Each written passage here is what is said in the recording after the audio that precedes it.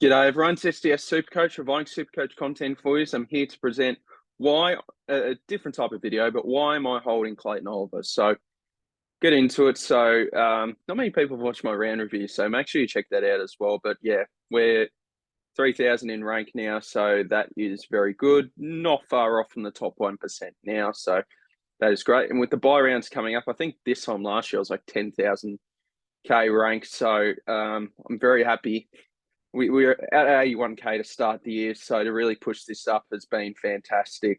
So yeah, very happy.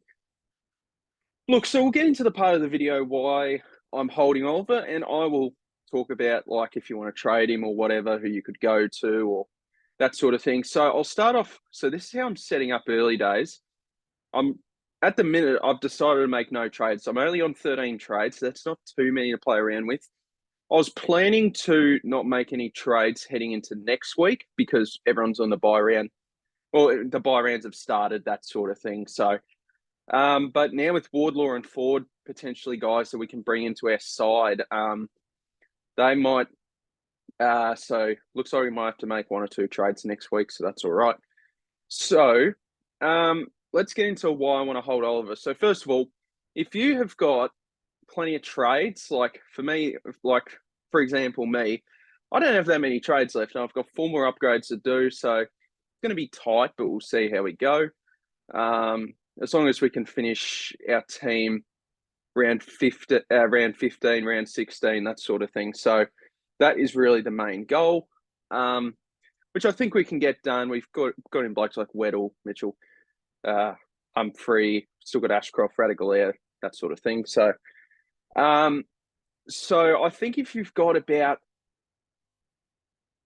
I'd say 15 plus trades, and you feel like you're in a good position, you don't have many rookies left on the field, then I think you can trade, and I think you can afford to trade. It's all the matter of how many rookies left do you have on field to finish a side, and that sort of thing. So I think it's fine to trade Oliver, but the reason why I'm keeping him is I'm just looking at my buy structure here, so you can look at the bottom right here. So I'll have 9 missing in round 12, including Oliver. I'll have 5 missing in round 13. That's fine. Everyone should get through that pretty comfortably. Round 14, missing 7, and round 15, where I'm hoping Oliver is back this round in round 15, because Melbourne have the bye here, so he'll miss. Worst case scenario, he misses round 11, 12, 13, and the bye. So that's worst case scenario for Oliver. If he's not back by round 15, that's pretty bad. But I don't think it should be more than that. Like, that's a month out of footy, and that's worst case, apparently. So, look, I'm very happy with my buy structure, and I think I can carry Oliver through the buys and still be able to field 18 each week. Last year, I made about a 3,000K plus increase in season rank through the buys.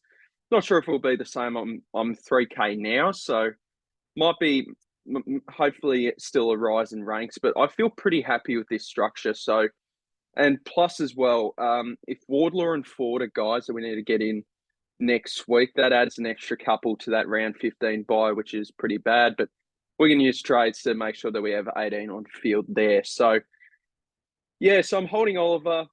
There was really weird report today by Sam Edmonds saying he's training. It looks like he's recovering well, still there for a month, but the club thinks he's still there for a month. And it's the most confusing tweet I've ever read. I was literally going to get a stroke if I had to read that tweet one more time. I'm so confused about it still. So, look, I don't. And another reason why I'm keeping Oliver, how are you going to get him back in? Now, you could say to yourself, all right, so he's coming back from a hamstring issue. He might not be the same when he first comes back, and you could probably get him again for 620K, but that's no guarantee. We know Oliver's an absolute beast. And look, I think Oliver is just a guy where I can't see him getting any lower than 640, in my opinion. But if I can get an advantage with having Oliver on my side for the last 9 rounds of the season, round 15 onwards, with like 15 to 20 less percent ownership, I reckon that's massive, because I still think he is up there with like the Bonds, English, Dawson as one of the best players to have in the game. So I think if you're trading Oliver, you're going to have to use like 2 trades, and I'm not in that position to do that. So I think certain people are in the position. So if you feel like you are in the position where, you know what, I think I can afford to trade Oliver, but bring him back in, I think you do that.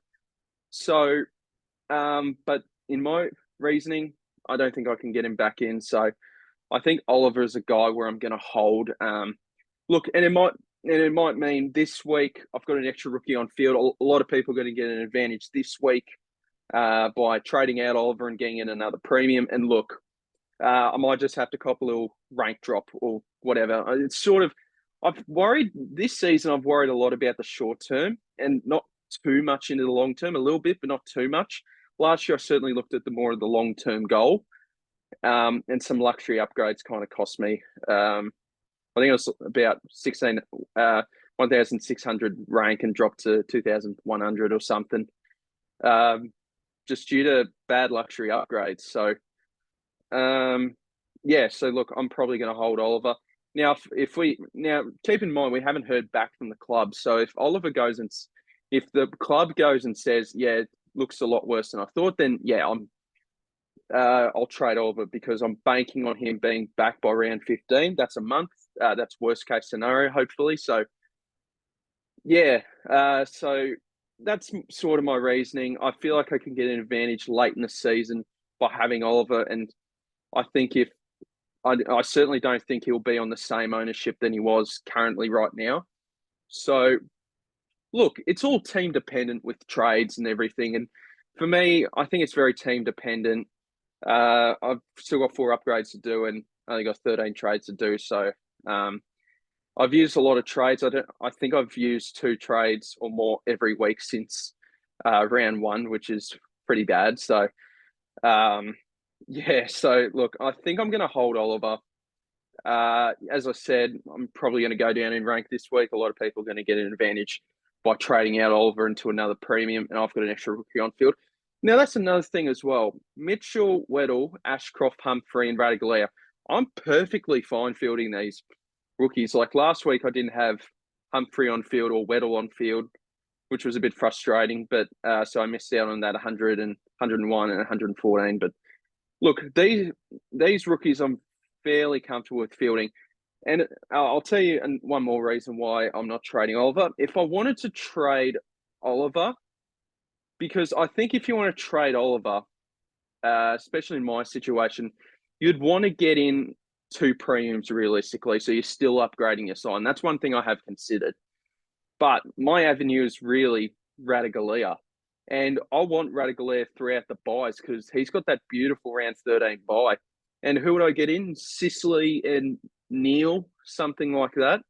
And if we have a look at Sicily's buy, I've got Mitchell, Dacos, Weddle, Day that needs to be moved back there. So, and then you got Laird and Merritt. And then with this round 12 buy, I've actually probably got more than most with this buy. So I've sort of front loaded it, the buys a little bit. So it's a bit of a different tactic. But if I wanted to add another midfield, it's going to be a bit hard with Neil. So maybe Neil to Ashcroft to Neil, maybe after his buy. That could be something I look to do. Looks like Ashcroft is going to be a pretty easy swap to a premium. So, yeah, look, that's just how I feel. There's my reasoning. Now, if you did want to trade Oliver, I'll tell you some guys who I think are great options. I think Lockie Neal, one more week to his buy, I probably wouldn't now. Yeah, I'll probably, unless you don't really have anyone in this round 12 buy in your midfield, I probably wouldn't do it just because of, I guess it's because it's in my situation. I've got 9 blokes missing here, so that's not ideal because I don't want to, heading into round 12, I don't want to trade anyone out just to get more players on field because with the buy rounds coming up, but I probably will due to Ward, and Ford. But yeah, look, so who else is there? I think Sicily is a great option. If you don't have Will Day, I think Sicily is going to be a much better scorer than Will Day for sure. More proven, that sort of thing. If you don't have Dawson either, I think Sicily is a great option. Who else? Let me go to players. Just need to remind myself, Merritt and Laird and Sinclair, they're three really good options. Maybe Sinclair, he should do pretty well this week against the Hawks, so take that for what you will. Who else we got? Butters, I think he's too expensive, but I can kind of get where you're coming from. But we've seen with all these players, they do eventually drop down in price, and I do expect that to happen with like Butters and Petrarca still at some point. Laird, I think Laird's the pick of the bunch. Laird and Merritt, if you don't have one of them, look, ideally not to Oliver, but depends on your situation. But those two are really good trade-ins, and I've got them both. But I can understand why so many people want Laird and Merritt. Like, it makes total sense. So those are the main sort of blokes. So yeah, I think I'll leave it there, guys. I've probably rabbled on a bit too long, but is what it is. Look, so there are my reasonings for holding Clayton Oliver. Bloody hell, I should have upped the brightness there, but yeah. So that's the reasoning why I'm holding Oliver. Unless we hear any news on if he's out for more than a month, that's pretty bad. I heard he was trained today, according to Sam Edmund, and with that weird tweet, but hopefully he just doesn't do further damage. Like, he probably just loves playing it week in, week out. He can't cop being injured, so he's probably a bit frustrated by that, but is what it is. So yeah, thank you guys very much for watching. Hope you guys had a good week. Best of luck with trades this week. Obviously, I'll make more videos throughout the week, but here we are. So thank you guys very much for watching, and I will see you in the next video. Cheers, guys. Bye.